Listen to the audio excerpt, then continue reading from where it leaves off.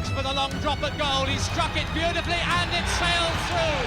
Gareth Edwards, one side this great tackle, almost a great tackle. It's the score. What a score! Taken by Gareth Edwards. Edwards 5 yards short. Gordon Brown scoring again. Gareth Edwards. David Gareth Edwards.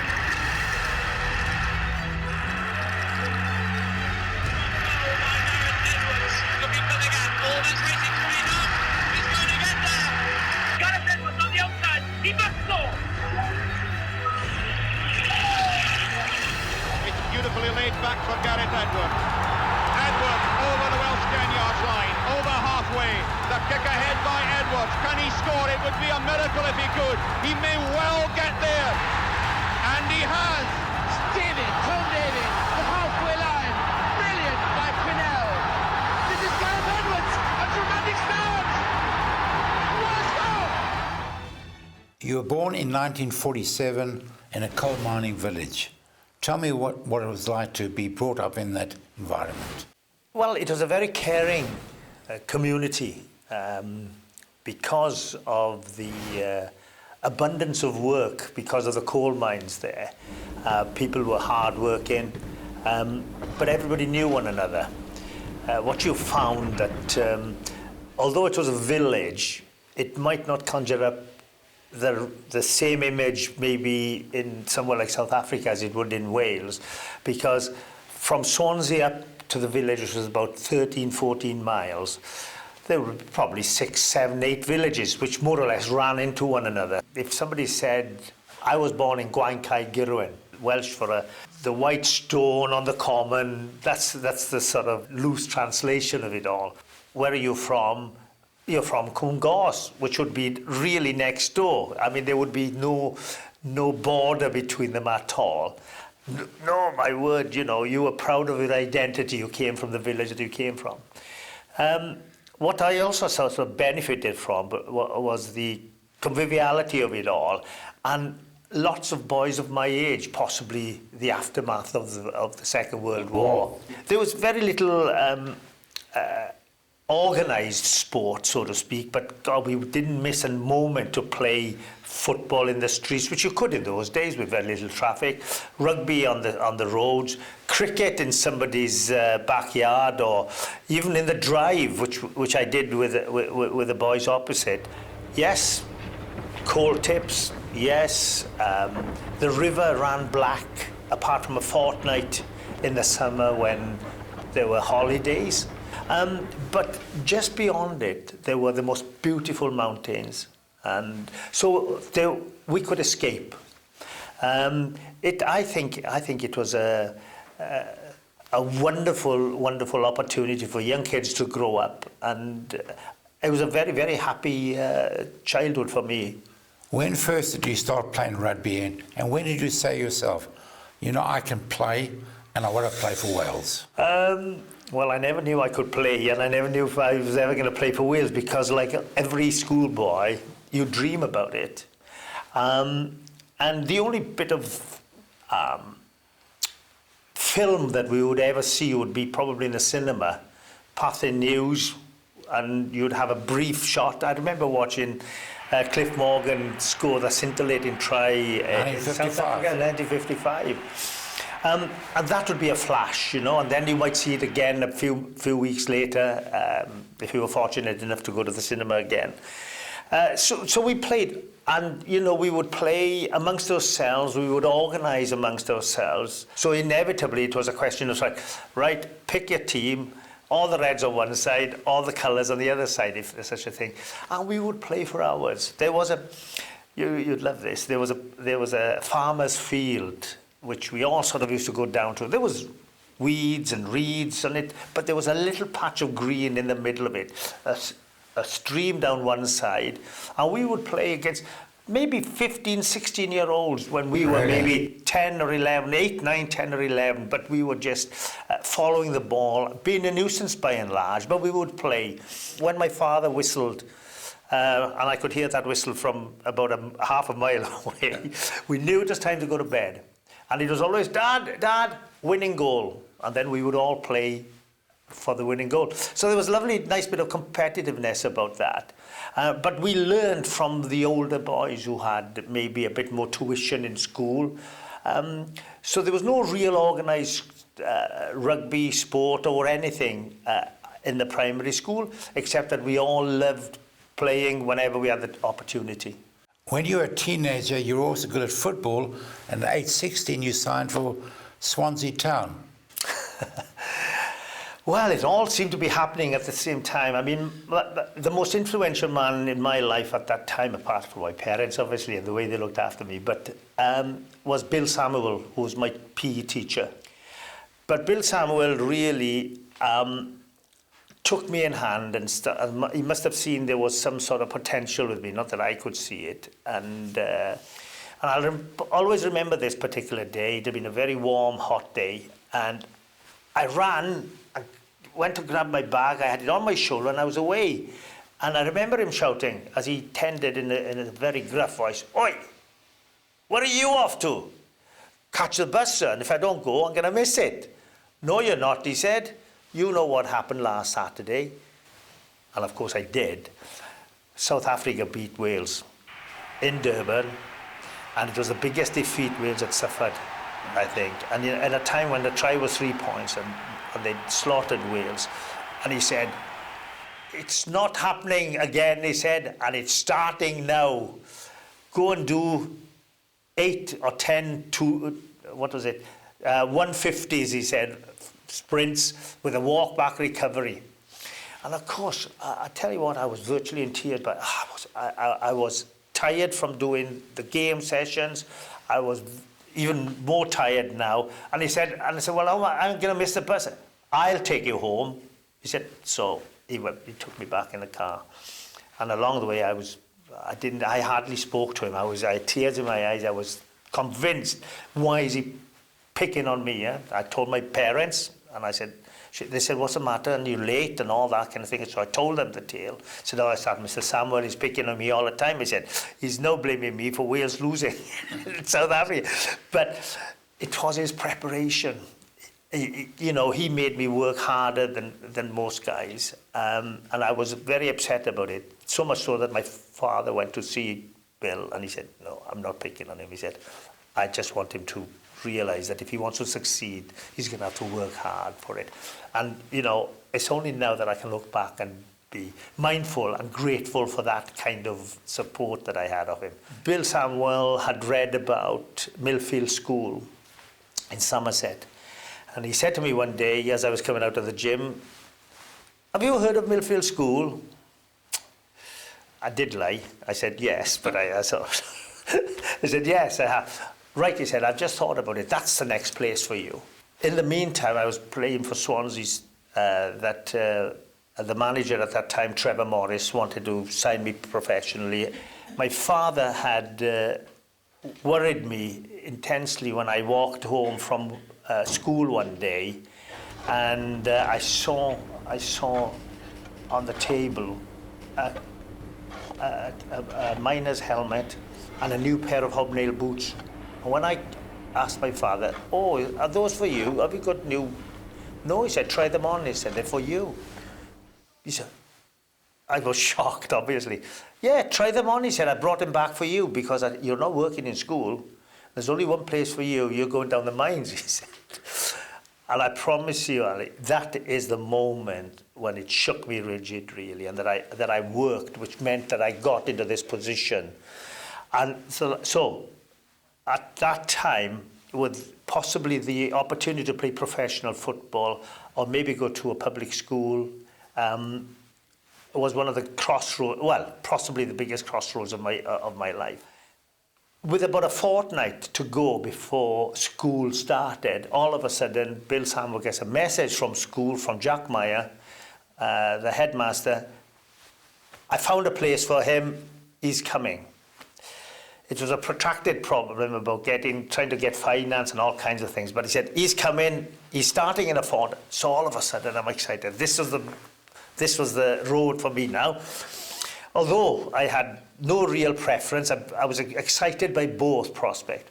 I was just about to go about 3 or 4 days before I was leaving the house to go to Millfield. And I was combing my hair in the mirror, ready to go out on a Saturday night. I'll never forget it. When something caught my eye just behind the clock on the mantelpiece. So I looked around and I saw it was an envelope. So I picked the envelope out. And on the envelope was Swansea Town Football AFC. So I pulled it out, and there was Trevor Morris's letter that he promised to send me. So I said, Mum, how long has this letter been there? Oh, I don't know what you're talking about, she said. I don't know what you're talking about. Right. So that letter was actually my introduction to professional football, probably or possibly. But my mother, like most mothers, and especially from that background, wanted education first for a child. Me, of course, if you score a goal, you want to be a footballer. If you take a wicket, I suppose you want to be a cricketer. And similarly, if you score a try, you want to play rugby. But at that time, I was very excited at the prospect of maybe being a professional footballer. How good I'd have been, who knows? That's another story. But that really, the fact that my mother didn't have the heart to throw it away, didn't have a heart, but didn't want to give it to me. It's now 1967, you're 18-19. You're chosen for the first time Wales against the French team. Your career ends in 1978. Now, in 11 years, golden era in Welsh rugby. Oh, Edwards seemed to rob the Graham. On the 25-yard line. Gareth Edwards, one side step, great tackle, almost a great tackle. Into the score. What a score! Gareth Edwards on the outside. He must score.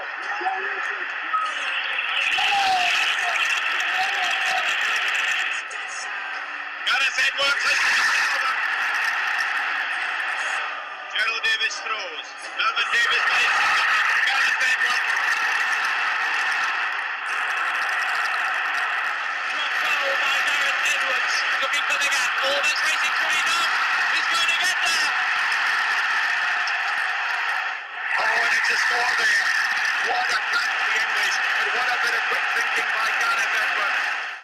It was exciting, it was fascinating, and that era developed an exceptional amount of players that came together. I was about 17. Gerald Davis was about 2 years older than me, so I remember Gerald getting into the Welsh team. Lewis to John Williams to Gerald Davis.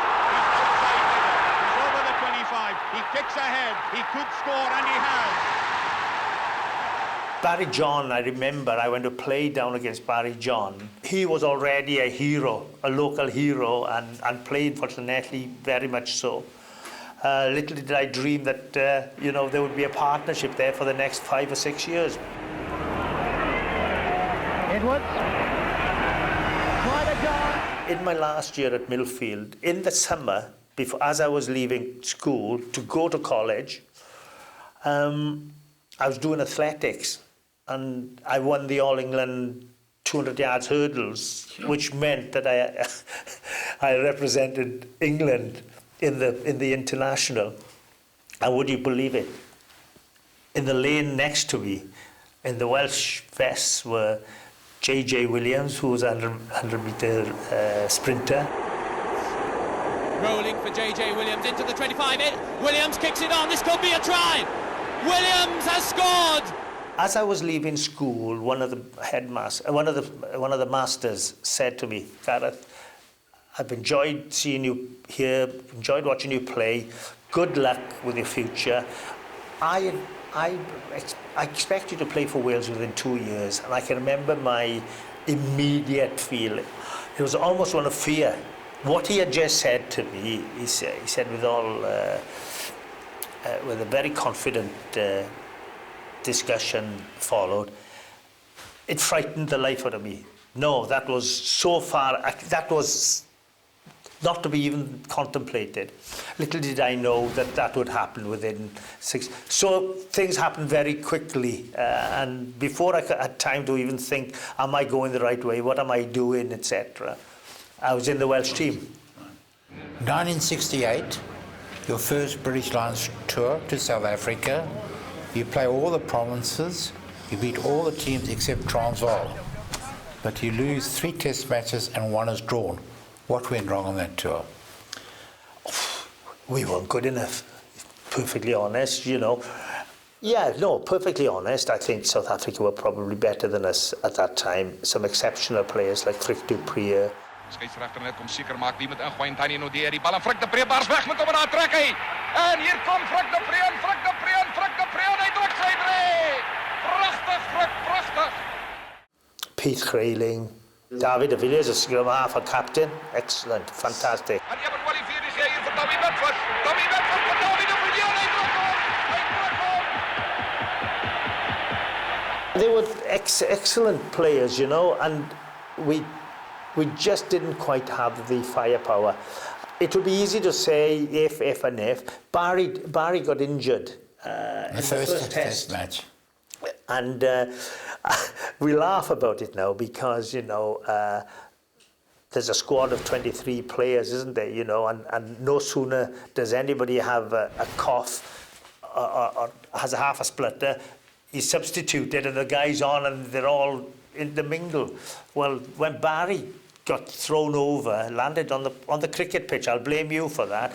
He landed on the cricket pitch, which was as hard as a road, broke his collarbone.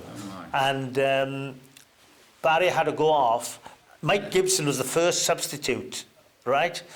Had to be sat in the stand with his blazer on, fully clothed, had to go down to the dressing room, wait for the doctor to tell Barry, you can't go on, you're broken. Yes, Michael, you can get changed to get on, which took about 25 minutes, by which time Tiny Nodia, I think, had kicked... Lockford. Yeah, kicked a couple of penalties and the writing was on the wall, you know. Interesting, it was a great learning curve. But what it did do, what that Lions tour did for us was give us a great spirit, you know. There was a wonderful spirit in that Lions tour, which I believe was a contributory factor to the success of years to come, which we weren't aware of then. 1969, you made a big monetary offer by St Helens to turn professional. Why did you turn it down? If I was perfectly truthful, I didn't really want to go. But, you know, it was the wrong time to ask me, if I was perfectly honest. To say you don't consider it, it does go into your mind. The always hard struggle at Wembley for the Rugby League Cup. They're hefty men, these professionals, putting into their robust play every ounce they've got. Standoff half Alex Murphy went over. That try was not converted.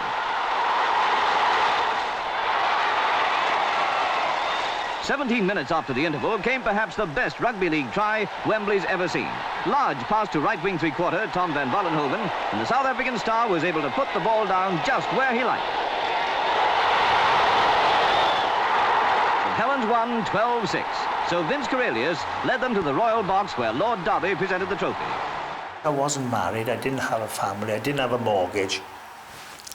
And there's really only one reason you'd want to go professional and leave playing for Wales money. And all that. There's the money. And dare I say it, you know, in the cold light of day, looking back, the money wasn't important for me. Had they asked me, and I'd been in different circumstances, who knows? 1969-70, the Springboks tour of the British Isles. A tour that is bedeviled by anti-apartheid demonstrations. When the Springboks arrived in Britain, they were warned that there would be demonstrations at every match. So far, their promise has been kept. They play Wales, 6-all. You scored try in the closing minutes. What was the feeling in Wales to that particular tour? Even though I'd been on the 68 tour, I'd been with Cardiff in 67, and I began to sort of appreciate and understand what some of the things that was happening. 69 really opened the door of seeing the ill feeling of a South African side come into this part of the world. Call us naive. What I wanted to do was play against the best in the world. The international test wasn't so bad because there was obviously so many passionate Welsh people who loved the game, and they outweighed the numbers of anti-apartheid movement. But matches like the Swansea match and one or two other club matches where policing wasn't so substantial and what have you, did prove to be, I think, possibly a turning point in the way people looked upon.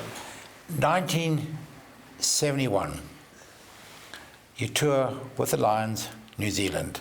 Now, there have been 12 tours by the Lions to that country. Only once the Lions won, 1971. What was the difference this time?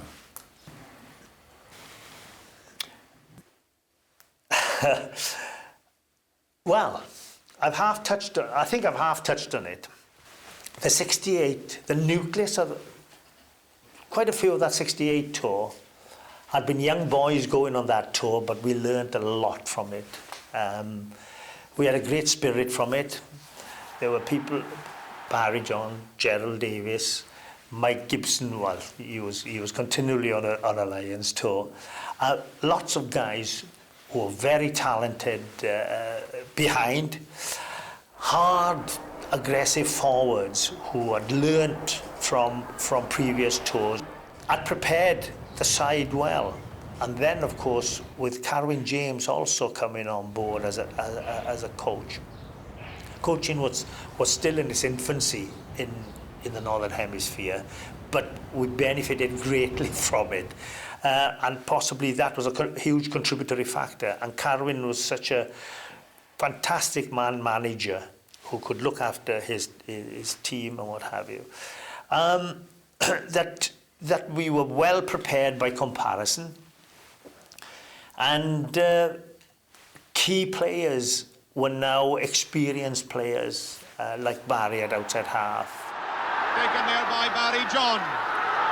Barry John, can he make it? Oh, what a try! The back division, you know, with Mike Gibson, John Dawes as our captain, who was an exceptional captain.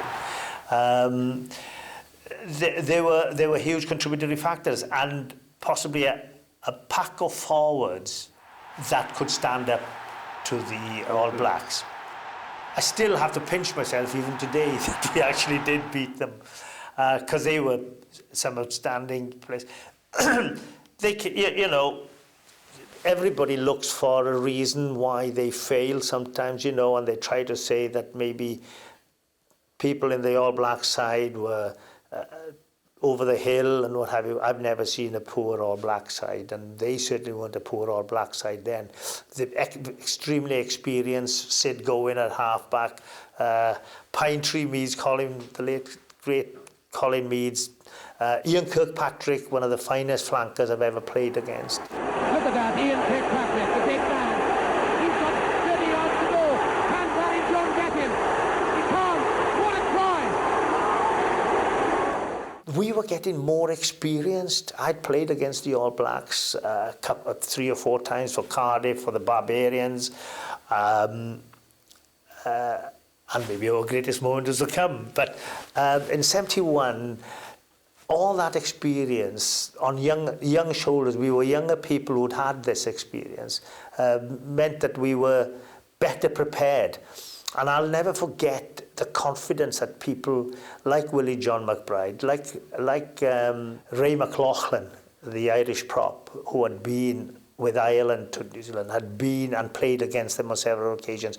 And I remember their contribution when we prepared before leaving these shows to go out, and the confidence they instilled in saying, because I remember Carwyn's he was the first real coach for a Lions team, and he stood up and he said to people like Willie John and to Ray McLaughlin, what have we got to do to beat New Zealand? And I remember them telling him, you know, and telling us in front of him, boys, if we want to do it, we've got to do this, we've got to do that, and this and that. And everybody bought into it. So even though by today's standards, it was very little preparation. God alive, you know, it was less than a week before we went out to New Zealand. But the confidence that we were prepared for it. We were shaken mind before we got there. We lost to Queensland, and all the Australian press said this is the worst side ever to leave these shores. Took the pressure off, but we never lost confidence in ourselves, and so it proved. A tough series, but yes, I suppose if I was going to put it down to 2 or 3 pointers, yes, talented players, exceptional backs, hard-working forwards who stood up even after some real bad injuries where we could have really folded, and an exceptional coach in Karen James.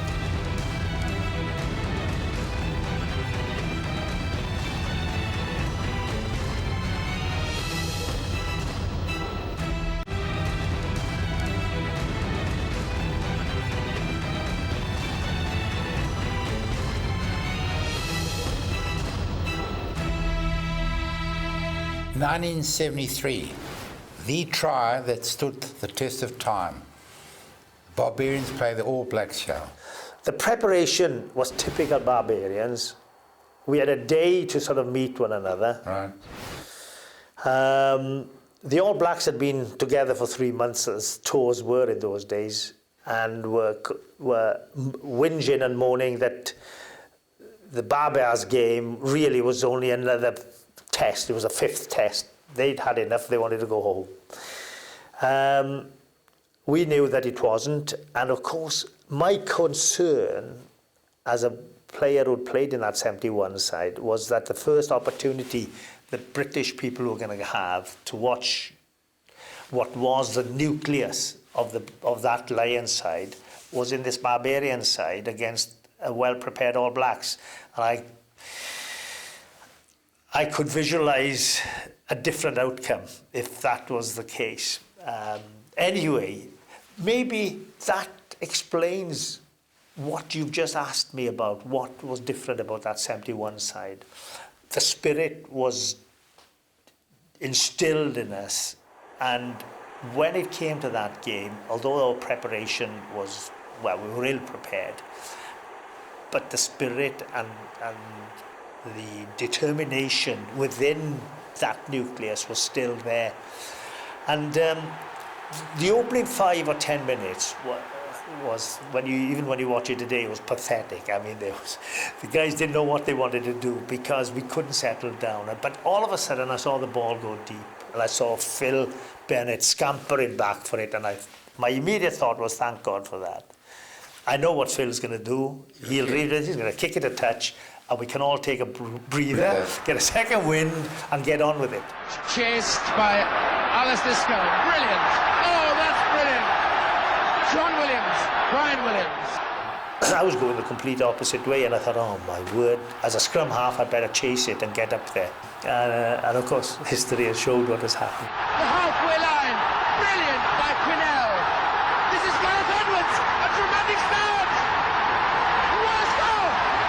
For me, the moment we won that match was Ray McLaughlin held up Ian Kilpatrick as he dived over the line very, very quickly after half-time, that I believe had they scored, the outcome would have been completely different. We all like to have a look at some lovely rugby, which it was in many ways, and that's why I think people enjoy watching it today. And when I look at it, I still think, yes, that was the beauty of rugby per se, not necessarily hours or movement or what have you, but you know, people moving into positions and improvisation, doing what came naturally to them. 1974, the Lions are back in South Africa. It's a demolition of Springbok rugby. The side was full of great individuals and experienced players. We knew that we had the basis of a great side, but we knew also that it would take more than that to beat the Springboks. Good ball for the Springboks. Snyman. He drops a goal and it's over. Bennett has got it. It was close, but it was good enough. The Newlands crowd really tense. Are they going to witness a Lions victory for the first time here since 1938? Edwards looks for the long drop at goal. He's struck it beautifully and it sails through. JPR Williams raises his arms in triumph. Gareth Edwards sports a smile. The Lions played some outstanding rugby, maybe highlighted by some outstanding tries from certain individuals. JJ Williams chasing a long kick over the top from myself. Phil Bennett scurrying and darting and sidestepping to score the most dramatic of tries. And maybe one which gave me a certain satisfaction, a wonderful try from the late Gordon Brown when he came up on the inside, and I'm not sure if he shouted to me in Welsh, but it sounded awfully like it, to pass inside him when he scored in the second half to make the match secure for the Lions. Taken by Gareth Edwards. Edwards 5 yards short. Gordon Brown's scoring again. The Lions can't believe it. They throw their arms in the air. JJ Williams chipping through. Runs past Chris Pope. It's a race for the line. Will he get the bounce and the pick-up? He's got it. JJ Williams has done it again. And that's it. The Lions leap in the air. They've done it. And there, the man that's led them, the Lions, to this first series win in South Africa since 1896. Willie John McBride. The fourth test match, the score was a tie. Was that a try by Fergus Slattery to win that match? 13 points, all the score. Edwards to Bennett, to McGeechan, to Milliken. JPR Williams in the line. Williams still going. Williams cutting his way through. 5 yards short to Slattery. Slattery could score. Slattery must be there. They wait the decision of the referee. Slattery surely was over. They can't believe it. I can't believe it. Fergus says it was. He plays around with it a bit, but he reckoned he did score. And I saw him put the ball down, and I think it was over the line. And,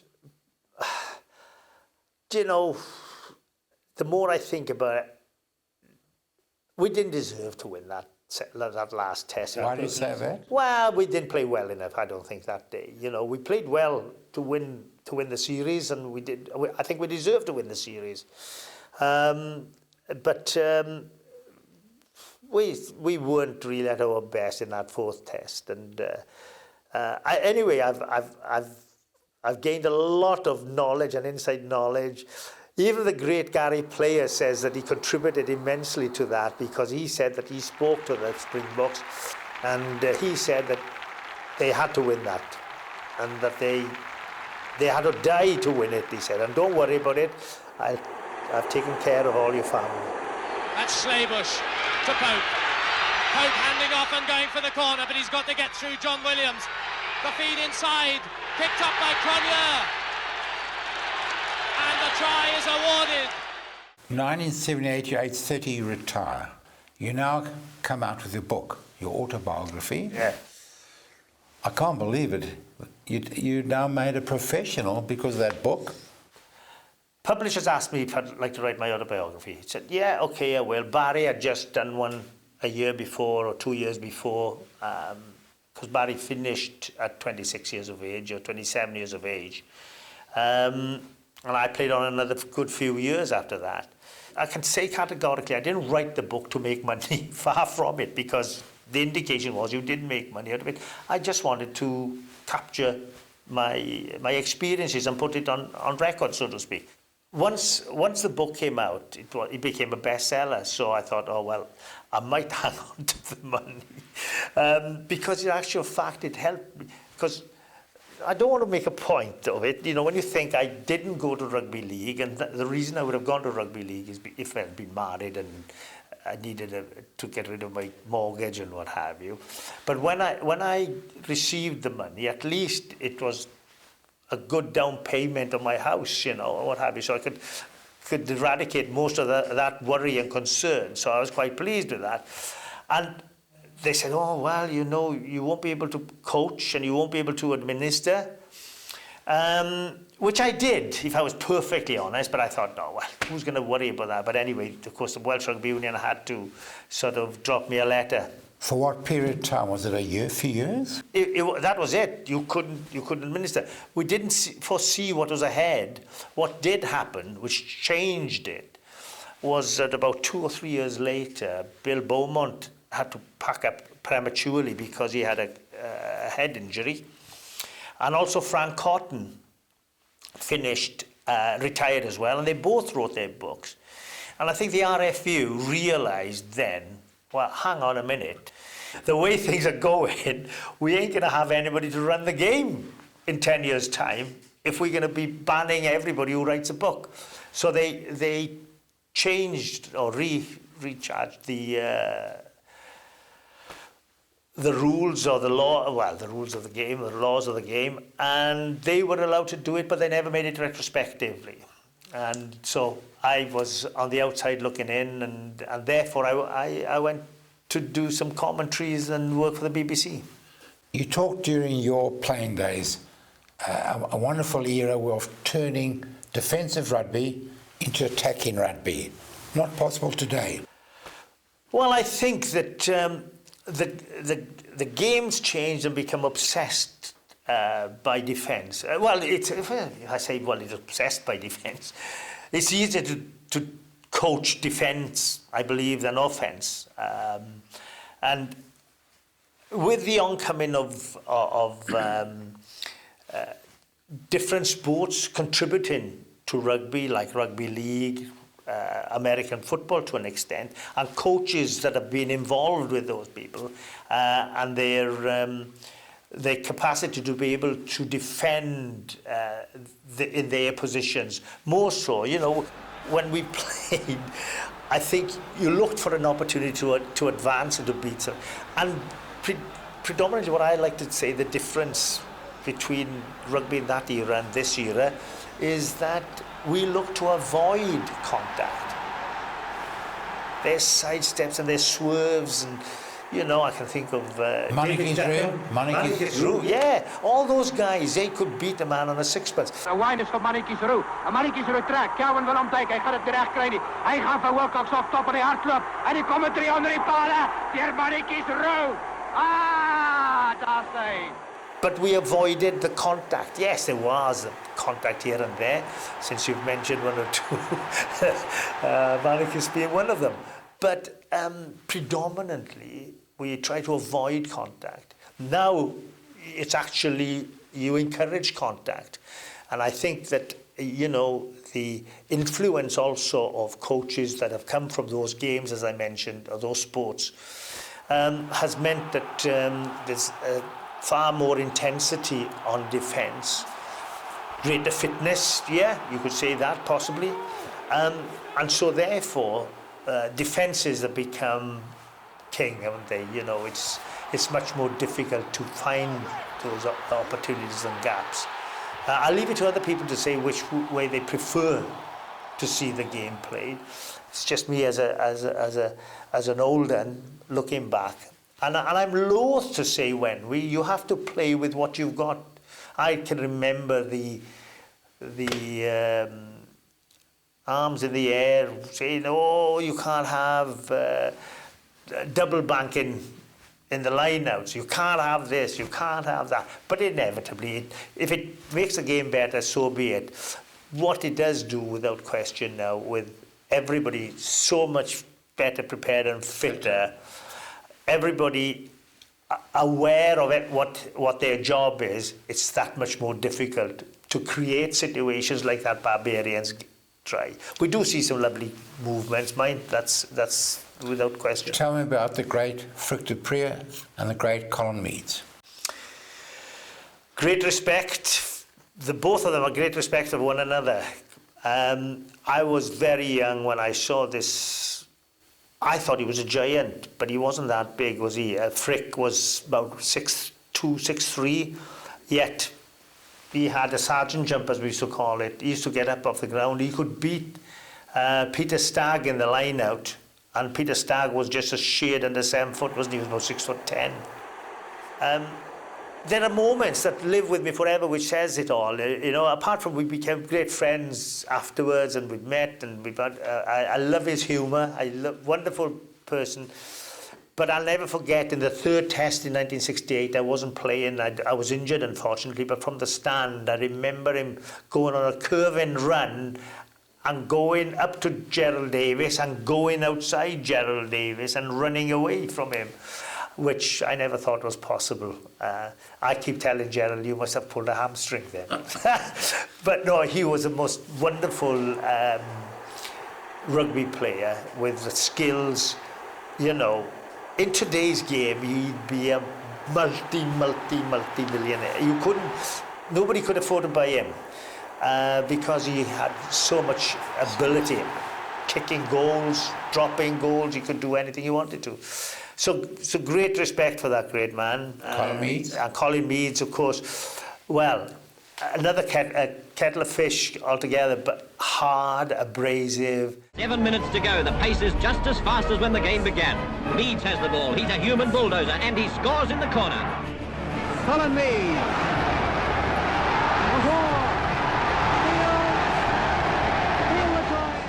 Put the fear of hell into everybody, even those who weren't marking him, you know.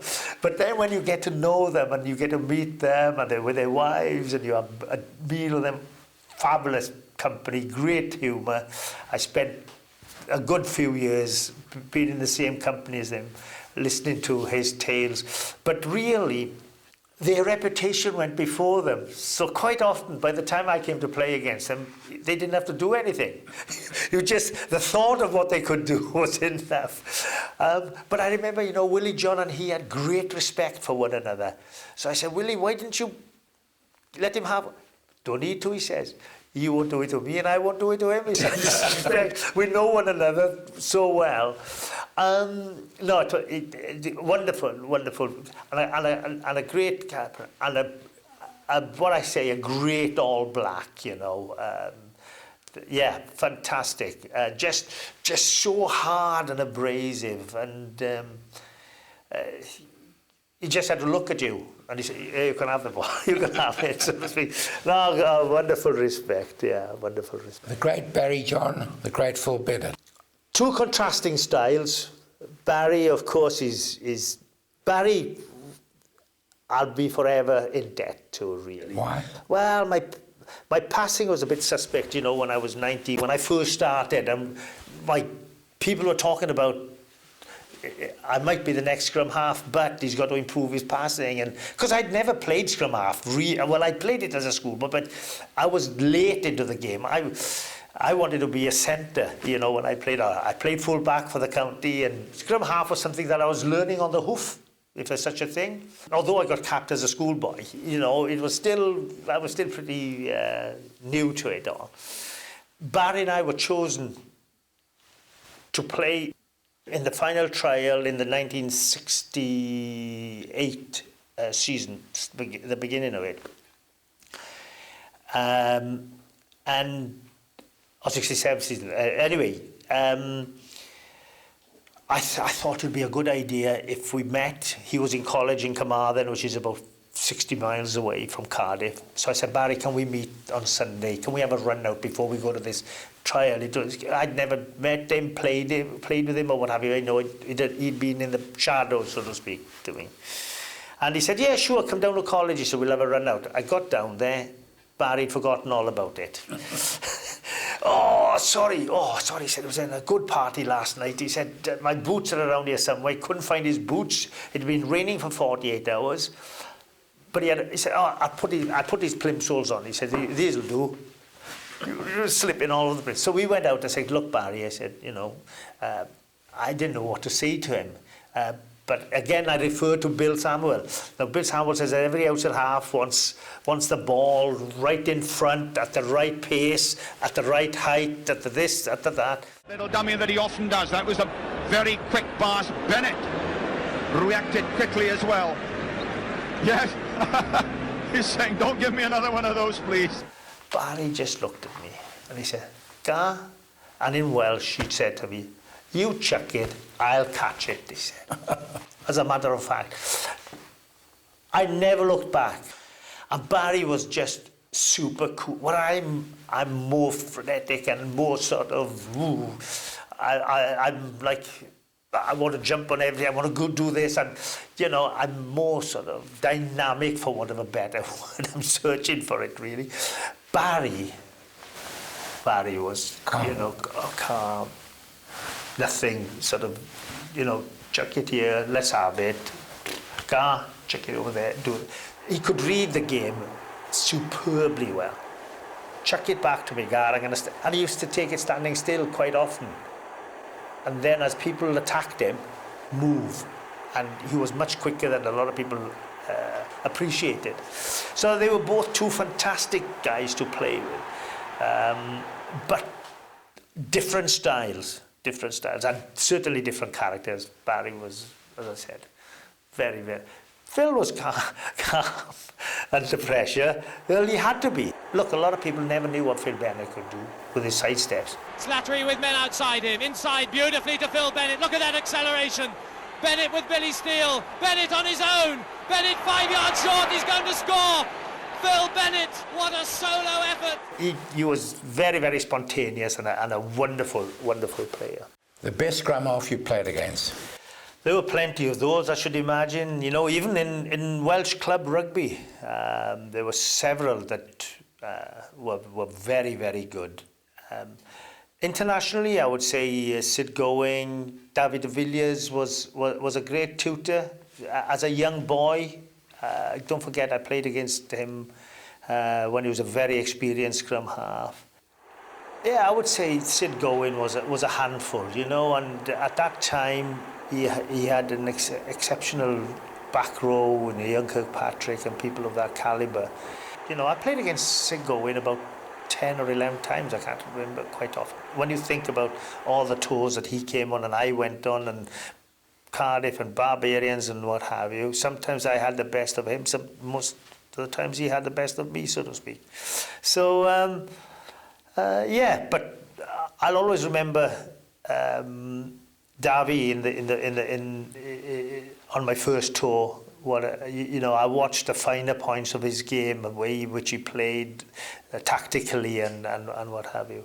And Sid Going was an aggressive, determined runner who you needed to watch him every second of a game, you know, because he was capable of changing it in a moment.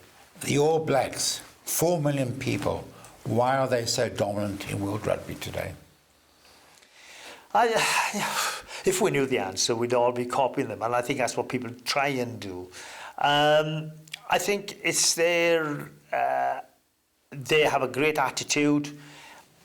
The tradition is born through them and what it actually means to be an All Black.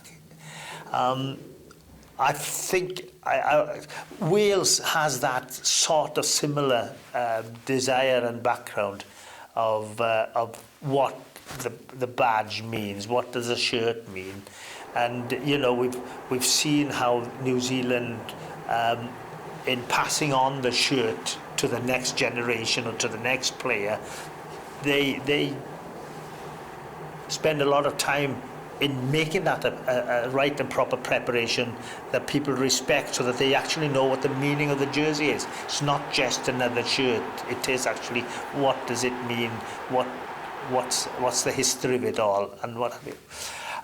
So I think they've bought into that a great deal. I could be a little bit controversial and say they've gained dramatically from having quite a lot of the Samoans and the Fijians and what have you to supplement and who are naturally very, very big and very skillful players and people. So that's aided and abetted, but you know they are. And again, it is their national game. Almost every young baby that's born has a shirt put on him within days of birth, and yeah, I think it's that as much as they care. And the fact that they are then they are very focused on what it actually does mean and the hard work that goes into preparing for it. In 1974, you made additional history. You played the Leopards, a black team, in the black township of Indinsani. 15,000 people, I'm told. What's that match? We looked forward to that game, and it was with anticipation, and not necessarily to try and prove a point and make us all feel better. We realised there was a bit of history about it. We enjoyed the occasion without fully appreciating what it actually meant. So I remember it with fond memories, in so much that I always remember how the team gave everything. They were determined. They really wanted to beat us, but we just had a little bit too much experience and too much strength. In conclusion, let me congratulate you on a brilliant rugby career, and I express these views on behalf of all rugby supporters in South Africa. Well done. Thank you, Ali. Nice meeting you again. Thank you.